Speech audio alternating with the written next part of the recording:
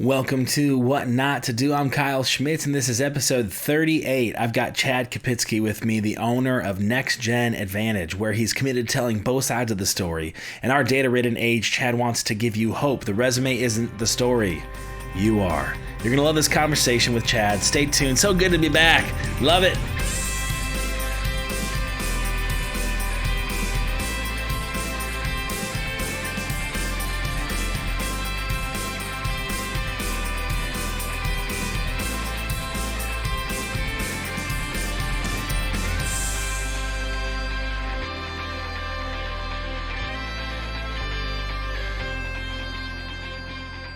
One of my biggest aims in life is to give you more in use value than I take in cash value. And I'm so thankful for all the thoughts and ideas you've shared with me on how I can better do that.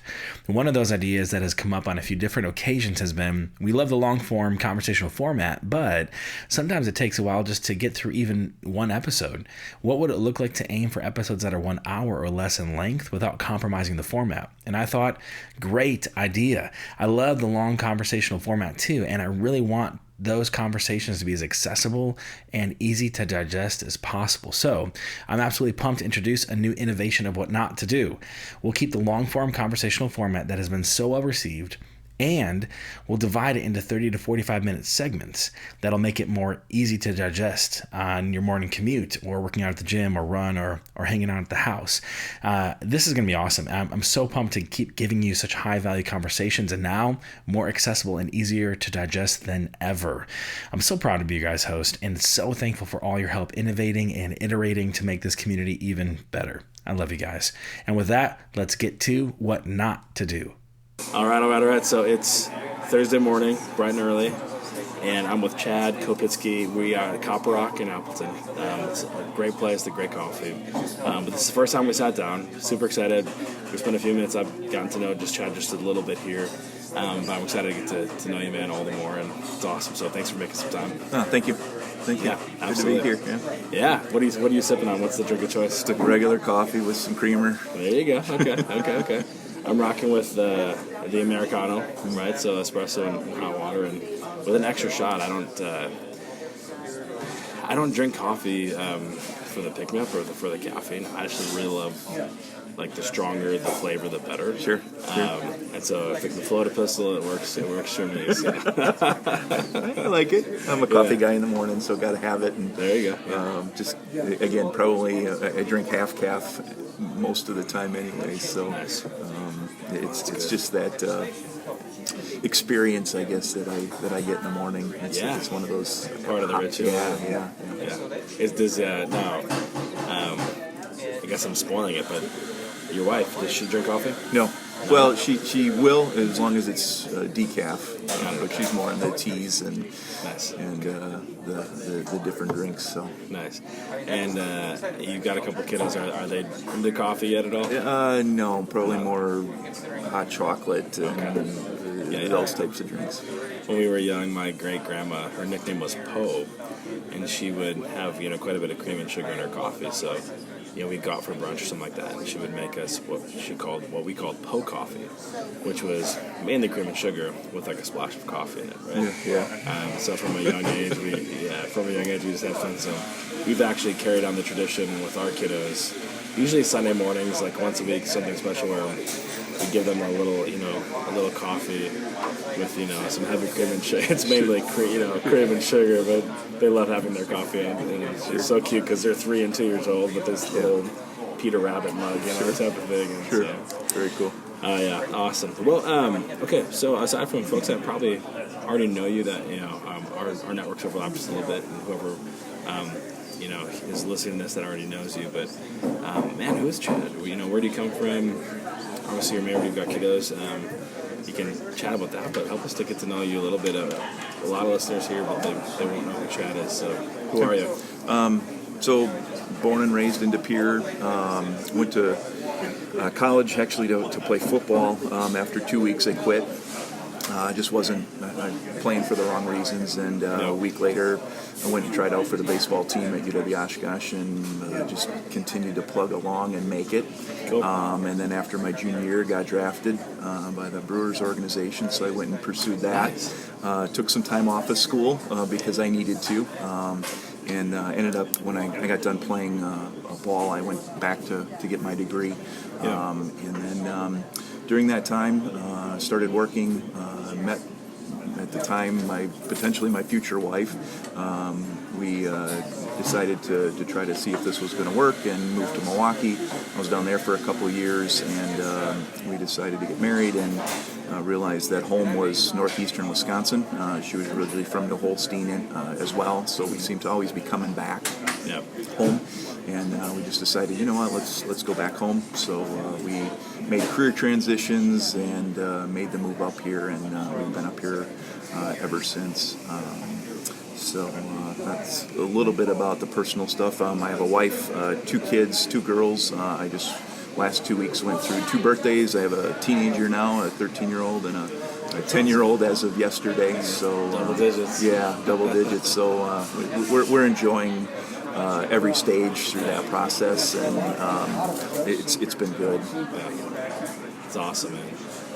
Yeah, well, I'll have to take some parenting tips from you. So you're about 10 years ahead of us. So. Yeah. That's awesome. So, man, that's really cool. So, what position do you play in football? I was a quarterback. Awesome, very cool. And, and was it at Oshkosh that you played? Yeah, I was out for literally a week and a half, 2 weeks during 2 days, and just something didn't feel right. It was a sport that everybody said I was the best at, right? And but I didn't enjoy it, and so I just something triggered through those two a days during college football, and I just decided, you know what, it's time to make a change, and I shifted completely in that process. So not an easy decision. No, it wasn't. And in fact, the coach brought me up into the stands and said, "Really, is this something that you want to do? You have some talent." And I don't know if it was the fact that I had to practice for 4 days or 5 days to play that one game, and then we had to do it all over again. And I don't know what it was. Just maybe I wasn't tough enough, right? I didn't like getting hit or whatever. I don't know, but I enjoyed the sport, but there was just something there that it triggered me to take a different path. Yeah, well, it's generally in life, those are design features, not a bug, right? As far as that gut feeling or whatever it is. Yeah. Even though you can't always quantify those things, that's important. So that's cool. So baseball, were you a pitcher? Or what Yeah, did you I do? pitched. I just, again, talking about one of those defining moments, I think that was it. And literally happened to be walking through the sports facility, and there was a sign hung on a door that said baseball tryouts next Friday. And I thought, well, I think they're a pretty good baseball team, which they were at the time, and decided to go out. I think there was like 108, 109 people that showed up to try out. And I was as a pitcher, I was very average. Came in throwing 78 miles an hour. For those that don't understand how slow that is, the little leaguers, in the World Series are throwing 72. So I was only throwing a handful of miles faster than they were. Came in throwing a knuckleball, and every week I just kept making it. And I ended up making the spring team to go into to start those practices, and then ended up making the roster. And I think part of that was just focus and hard work, and that's then just started to drive me through my sophomore year. I had basically a 500. I lost my first 4 games as a freshman, won my last 5, and then ended up winning like 13 in a row from my freshman to sophomore year, and that launched me. And then I started getting a sniff that, hey, I might be able to put my name in the ring, at that higher level. And you did. And I was a preseason All-American going into my junior year. Sweet. So that, again, started to rise my name to get recognized, and then after my junior year I got drafted. So again, that going back to that defining moment, back to playing football, I made that decision, and it shifted, and I look back, and boy, that launched a lot of additional things throughout my life and career. Yeah, the power of a defining moment, right? Yeah. You maybe didn't even think twice about that at the time, and then looking back, how that decision was huge for you. Yeah. That's awesome. So, how long were you with the Brewers? I was with them from 93 to 96. Awesome. Very cool. I'm assuming an incredible experience? Or It was awesome. Yeah. Yeah. I never left the state. Never flew on a plane until I flew out to my destination to go out and play short season A-ball out in Montana. Yeah. Really never had been away from home, besides maybe some sports camps or something along those lines. But welcome to the world, Chad. It was absolutely fascinating, and I ended up meeting a gentleman. I was one of these individuals that sort of shied away from the baseball. I didn't tell a lot of people about it because I didn't want to be labeled a dumb jock, right? And I just didn't want those labels, so I never really talked about it. And I happened to meet a gentleman who did executive coaching, and he said, "So what is this baseball stuff that you do?" And I was going through a job change, and he said, I said, "Well, I got paid to play a game." He's like, "Well, did you just throw the ball?" And he took me through this process of really looking at the game of baseball. When you said, was it a neat experience? Was it life-changing? I realized everything that I had done in that game relates to the business world, to life, right? I was a relief pitcher. It taught me, every day you get the ball thrown to you, you get a new chance. And if you're worried about what happened yesterday and that you bombed it, it's going to affect the next day. So enjoy your highs, learn from your lows to not make those same mistakes. And, there's strategy. There's you're working with others that are trying to advance their career, all playing different positions, but yet ultimately trying to win the game. And if you start taking that analogy into the business world, it's very similar. And so a lot of the things I learned in that game of baseball, this gentleman taught me that it's in life, and it's in the world of business. Are you still in touch with him? No, he's we sort of through LinkedIn, Okay. But we haven't talked in years. He had ended up moving from the area, it was just an interesting experience, and he was helping me sort of tell my story, and that everybody has a story. And again, here's a perfect example of what I'm doing in the business world as well, and that everybody has a story, and how are you going to tell that story? And it's unique, and it's specific, how do you number one, tell that story to show individuals that you can add value, in a job or whatever it might be. So Why do I do what I do? Let me tell you. My why is to use my presence and my pros to inspire you to go all in on you, so that you live a legacy worth leaving. And it's amazing, because even that bit of time that he showed into you and helping you to parlay your baseball skills into business, you're doing something similar right now and for your life work, which is cool. So let's talk about that. What are you up to these days? What are you doing? And how did you get there? Yeah, so I'll start back a little bit, because I think a lot of the things that I had done when I was at the university, because I had worked there for quite a few years, everything I had done there, so I basically ran an internship program that was run like a staffing agency type of model. One of my very first job fairs, I realized that I had all this talent walking by me, right? And it was just an internship fair. But I had all these big companies there, and they had nice booths, and they were dressed really cool, and they were handing out swag, and they could probably outpay the opportunities that I had for the companies that we worked with. And I just decided that, you know what, I'm gonna leave my booth and I'm gonna start walking around and start asking people what they're doing. And what I found out was that they were looking at resumes and looking at grade point averages. And I got back to my office one day and I said, you know what, everybody's doing that. And how am I supposed to be any different? Here's me in a little tabletop and a bowl of Tootsie Rolls, right? And I'm trying to compete.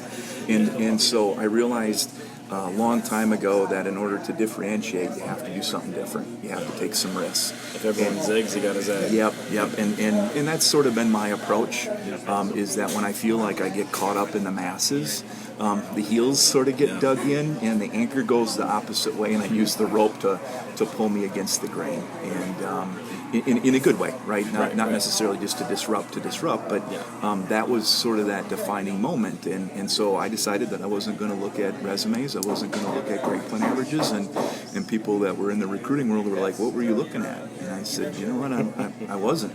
I was allowing anybody and everybody to come in and have a conversation, because what I learned back then was that that young talent had things on their resumes like retail and the city summer jobs and bartending and waitressing and baristas and they had all that experience, but they wanted to go into finance or they wanted to go into teaching.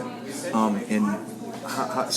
do we get somebody that has this experience that has nothing to do with what they're moving forward to, right? And so what I learned was that what's on that piece of paper doesn't always lead us to what's next. Yeah. And the only way that you move somebody from that experience to what's next is by having a conversation with them and hearing their story. And like I said, everything I did within that program was sort of opposite what everybody else was doing.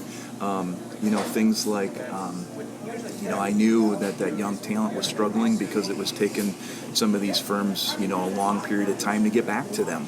And so I tried to shorten that time frame to see if I could pluck that talent from the system.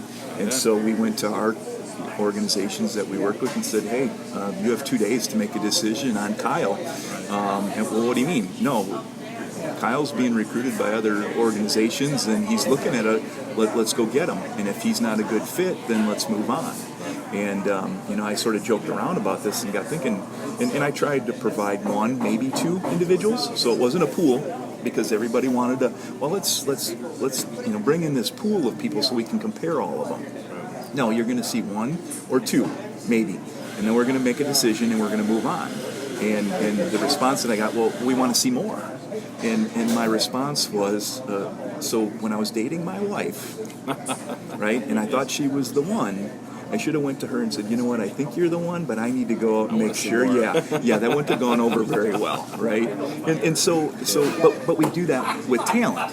And what I realized is that when we have the conversations, it starts to create that piece of the puzzle that has to fit for both sides, right? And so that started this journey on number one, this generational topic or this expertise. The things I was doing with that millennial generation, I was getting hard work, I was getting them to show up, I was getting loyalty, I was getting all the things that everybody else wasn't. And what I was doing and what I realized is I was just bringing some transparency to the conversation, and I was filling the gaps that they had, as many of them as that I could. And then what happened? That generation went out and started talking.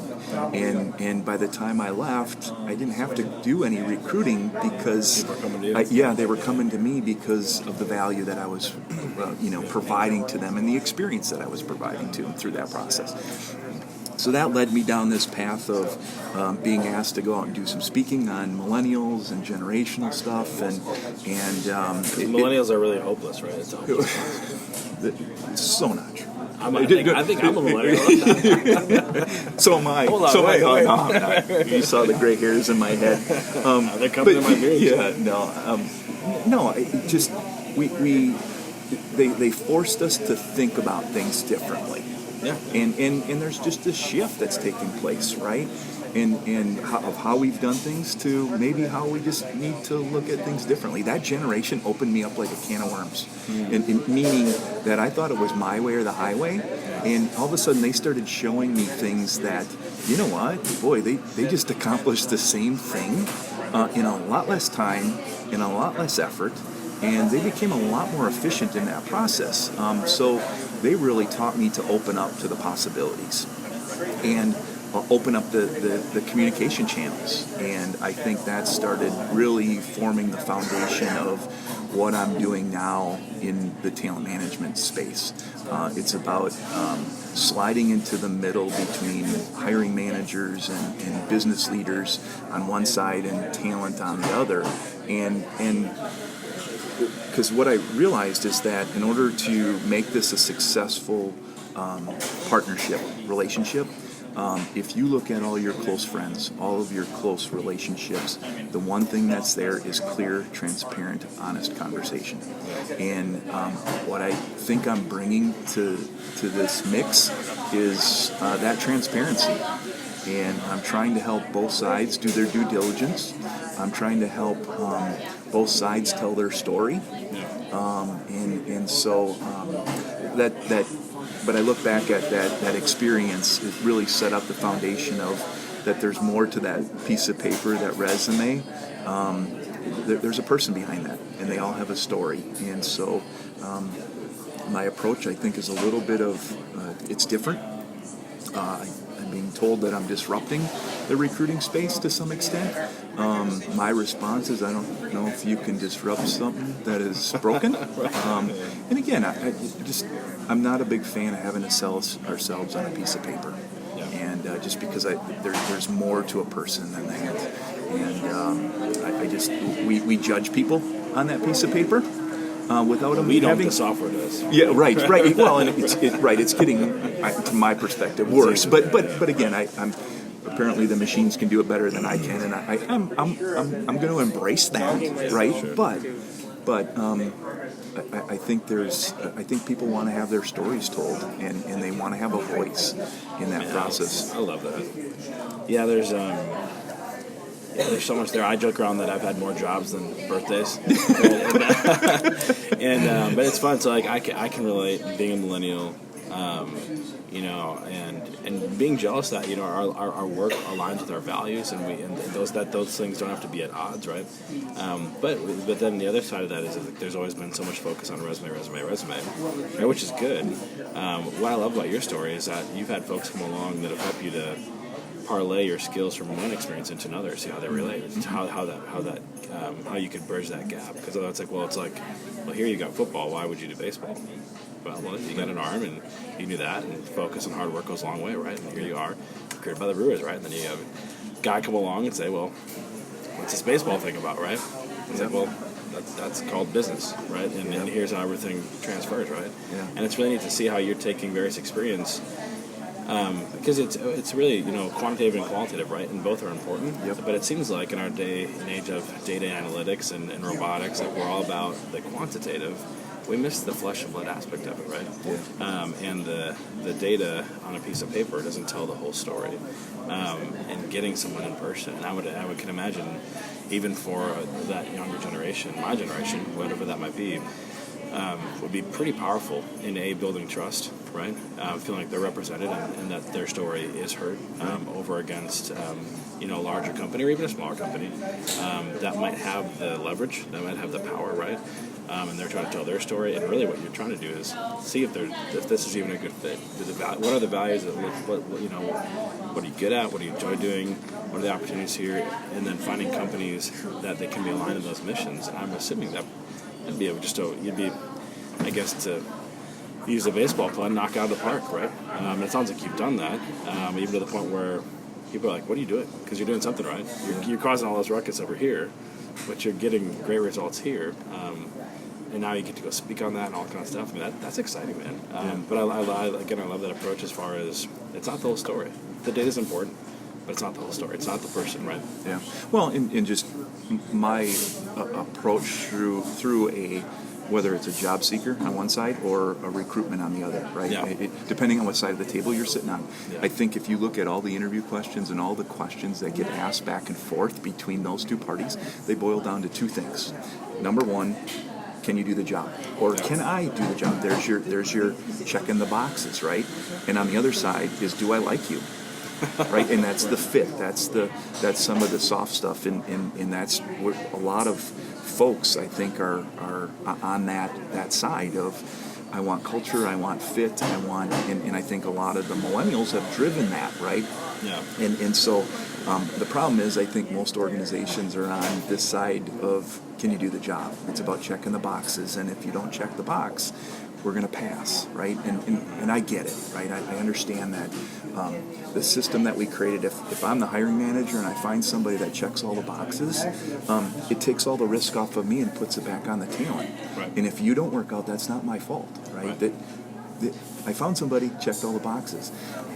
I'm struggling to find any job seeker, any talent out there that's saying, you know what, my sweet spot, I need to be able to do the job. Nobody says that. Right. It has stuff to do with growth and having a voice and impact and culture and flexibility with accountability. I want somebody to invest in me, take a risk on me, allow me to grow, right? Yep.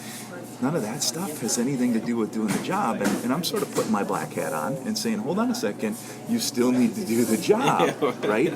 And, So how do we get there? But, right, yeah. and what I'm finding is that, you know what, if I get this over here, this do I like you and fit, I'll go check these boxes. I'll go get the industry experience. I'll go get the certification. I'll educate myself. And oh, by the way, I'm also bringing some boxes that you don't even have on your job description. So I'm adding even more value. But the system that we've created sort of checks the boxes to some extent. And what I'm finding is that the organizations that are moving over here to at least find the balance to say, oh, yep, fit's pretty important, are the organizations that are finding the talent. They're starting to become that employer of choice in the area and across the country, and because they're willing to have that two-way open conversation. How do I do what I do? Well, for me, there's one overarching ultimate principle: to give you more in use value than I take in cash value. It'd be like if I wrote a book and you bought that book for $10, but that book gave you a $1 million idea. I have effectively given you more in use value than I've taken from you in cash value. And that's exactly what I aim to do with what not to do. You know, you brought up the baseball thing about moving, right, from this to this. Look at the movie Moneyball, right, where they took a first baseman or a catcher and moved him to first baseman because they had a catcher coming up. And it wasn't about playing first base, it was about keeping the bat in, right? Or, you know what, we have an outfielder who's left-handed who throws 95 from the outfield. You're no longer an outfielder, you're going to pitch, right? And so moving that talent to where they need to go based on another set of skill sets. And that means we have to dive down into passions and interest and competencies and emotional intelligence pieces, right? And so that's a little bit different than possibly what a lot of organizations are doing. Yeah, I love the Moneyball example too, because in asking like one question, can you do the job? Like so you'd be looking for a very specific set of skills, a very specific set of quantifiable skills. But that doesn't mean that they're the right person to do the job, which is qualitative. So in the example, like a left fielder that can throw 95, he should be a pitcher. Does he know how to pitch? No. But he's got the qualities to be a pitcher. And there's a reality that's like, hey, we'll teach you how to pitch. Right, but we couldn't teach you how to throw 95 from left field, right? And I think that's another sweet spot too. That sometimes, and I get it from like a corporate planning perspective, they have to forecast, they have to figure it out. So if they say, hey, this position is worth $50,000, this is $100,000, when they have to build out their plan. So I get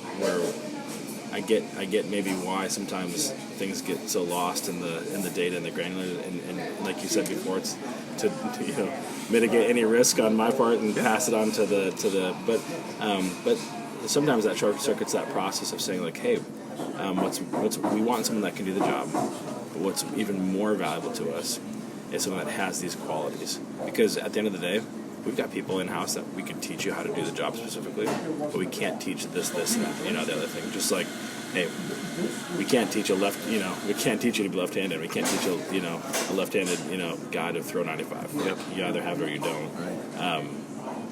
But we want you here. Yeah. Do you see those dynamics, or do you think the same? Or Yeah, well, and yeah. I look at my own example as well, right? I'm not quite sure why I made that baseball team. Yeah. I came in throwing 78 miles an hour. It was probably the lowest of everybody that was there with a knuckleball. I mean, so I didn't have a curveball, I didn't have a changeup, fast, but I could put it where I wanted. And when I got on the mound, I didn't think you could beat me. And I challenged people, right? When I left, I topped out at 92. Had and again, I think part of that was just the drive that I had. And if I would have had to sell myself on a piece of paper and slide my baseball resume right across the table to the coach, he'd have saw 78 miles an hour with a knuckleball, right? And I probably wouldn't have made the team. But I think there's some pieces there of that competitive drive that I wasn't going to let people beat me, right? Yeah, it was just a mindset, right? And so we miss some of that personality, that some of those softer pieces on how to rally your team, how to be supportive in that process, right? And again, here's the analogy. What I do is the numbers can look really good, right? Now this guy has all kinds of home runs. He's knocking it out of the park. His statistics are through the roof. And you might say, yeah, he's the perfect fit. But what I do is I go out and meet or go out and put a set of eyes on that talent. And you know what? After he hits a home run or strikes out, he throws the bat in the dugout and hurts people, right? And again, it's about having just making sure that there's a connection between those 2 points. And so it's there needs to be that balance. And from my experience, we've sort of been on this check in the boxes side, and I'm coming across some very, very good talent that, you know what, if I had a business, they'd be the first ones in the door. They might not know how to do all of the things, but boy, they're pretty talented and they'll figure it out. And I'll take that. Yeah. I mean, exactly what you just said was kind of sitting in my mind was maybe it's not so much, maybe the right question isn't can you do the job, but will you? Yeah. So here's the job. This is what we want. And we want someone who's willing to do this. And the ability to do it is important to us. And whether that means you either come to the table with that ability or you're willing to learn and ramp up fast and focus and do the job because the team needs it. We want to be successful. And someone who's not willing to do the job isn't going to be a fit here, Yeah. But kind of like what you're saying, it's some of the folks that you're coming across at extreme talent, they might not have every box checked off, but they've got the will. Everything aligns and they want to do it. I mean, that's powerful versus someone that's saying, yeah, I can do that. And they drag themselves into work every morning at 9 o'clock and leave at 5. And, it seems like that'd be a lot more expensive for a company to take on than someone who's extremely excited to learn, to grow, might not have all the boxes checked off, but that will inside of them, that they want to show up, they want to do the job, and they're in it for the team to win. Yeah, right. Yeah, absolutely. That's cool, man. I love it. We could probably riff on that for forever. Yeah. That's a big can of worms, I think. But yeah. Well, it's a good day. It's a good day to eat worms, my friend. Right. Cool. Okay, so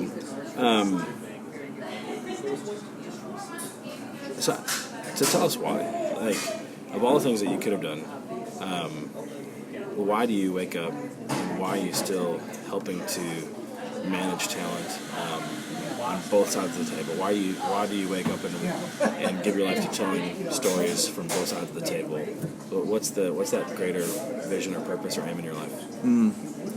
I think I think the fact that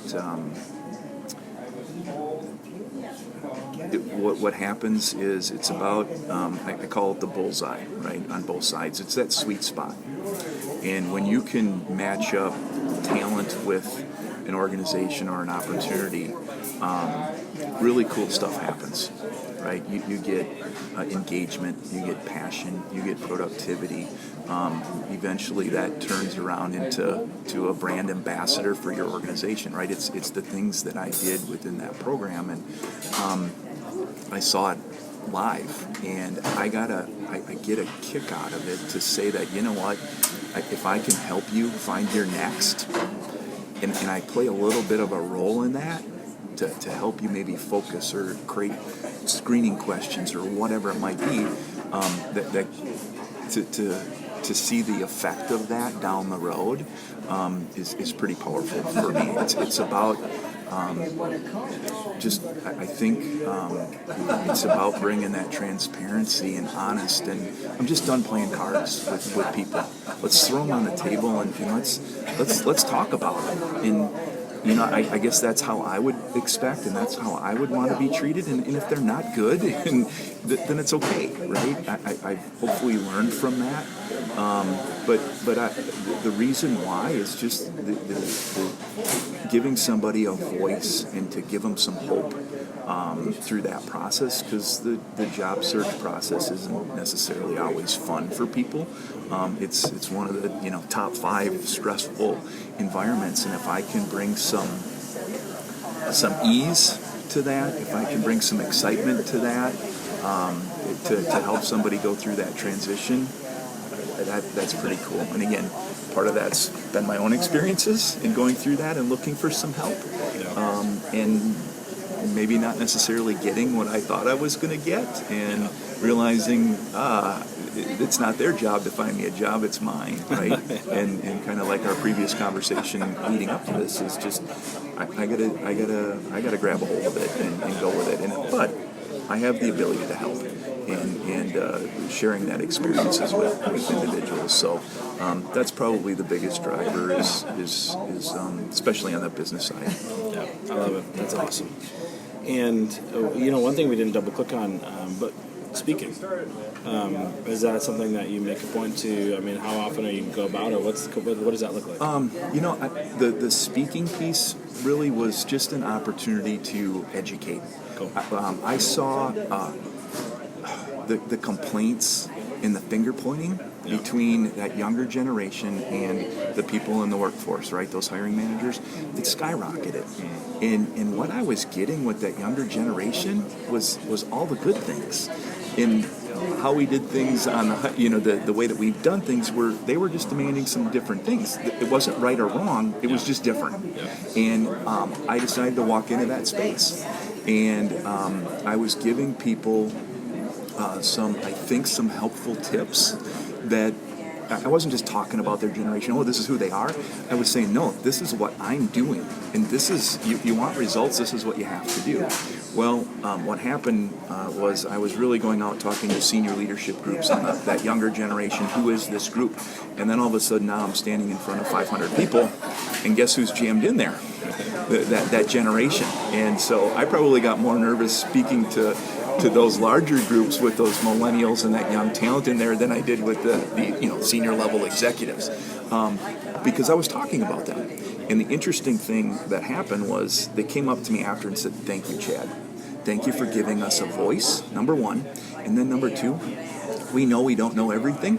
So can you create something to teach us how to engage back up into those generations? Because we're struggling just like they are." And so as I went through that process, I realized that this was really about how do we break down those barriers. And if you look at this, what I'm calling the great generational shift, things are changing on how we did things, and it all relates back to how we attract, motivate, and retain talent in a variety of different capacities.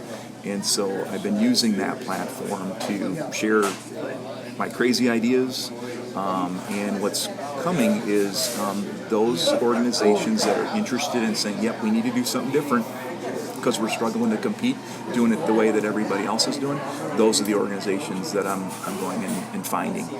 That has also led into speaking on talent in the new world of work, what's changing out there. So I've started to speak on the importance of basically that employer brand, right? That employer value proposition, and how important that is to run through the talent life cycle. And we got to do things differently within that life cycle to attract and motivate and retain our talent, to keep it engaged through that process. And if that, what I call the red thread, doesn't run through all 5 of those phases, there's going to be a gap.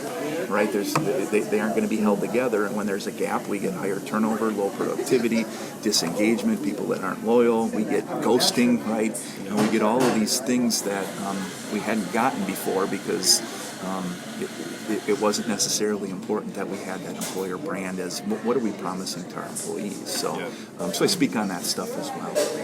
You know the why and you know the how. So what? What is it that we're going after? Well, our big, hairy, audacious goal is to inspire 1 billion people to live a legacy worth leaving by 2030.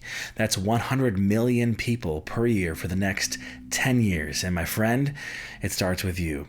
This podcast is for you, it's about you, and I couldn't do it without you. Yeah, that's interesting. It seems like there are principles there for any organization. I mean, all the way down to like the individual, right? Like those same concepts of,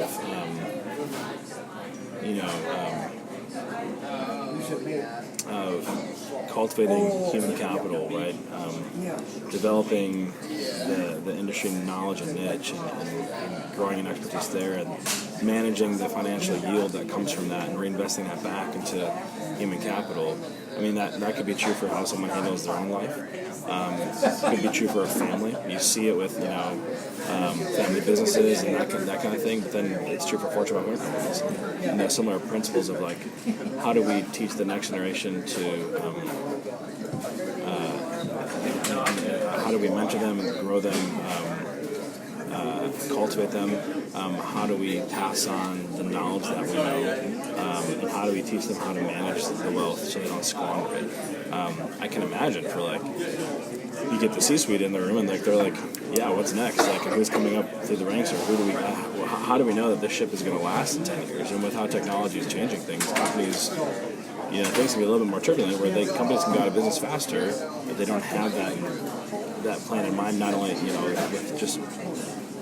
with a tech strategy, but a succession plan, which is huge. So it's interesting. Yeah, we could riff on that for a long, long time, which is exciting. But man, that's such good work. Such good work. Do you find? Do you ever speak in high schools or anything like that, or how young do you go? No. I probably could. I just haven't gone, in that direction. Just to, I've had some college grads that are newly coming out of school, struggling to find jobs, and I'm just sharing ideas that you can be different, right? And just sort of blow up that model, and make sure that your personality's coming through. That you can show that you're doing a job. So that's probably more one-on-one stuff. But I just haven't had that opportunity. Cool.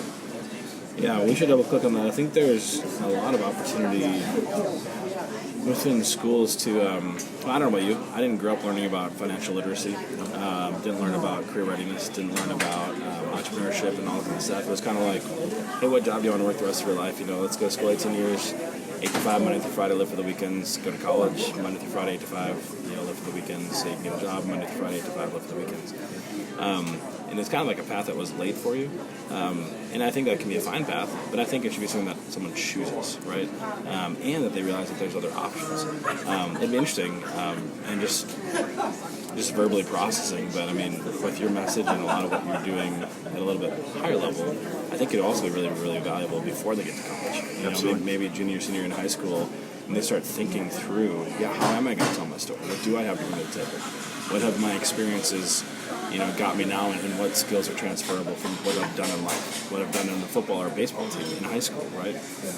Do I even want to go to college? Are there other paths or opportunities that I think I would enjoy more and would be good at and could drive the economic engine? I think there could be a lot of value there. That'd be fun to think about. So, yeah, cool, awesome. Really, really enjoyed this conversation with Chad Kopitzke. It's only part 1. Hang tight for part 2 tomorrow. Until then, think on this: the power of a defining moment. Have you had a defining moment in your life? Have you recognized it for what it is? Well, it's been said that good men learn from their own mistakes, but great men, they learn from the mistakes of others. So go and be great, and we'll see you next time.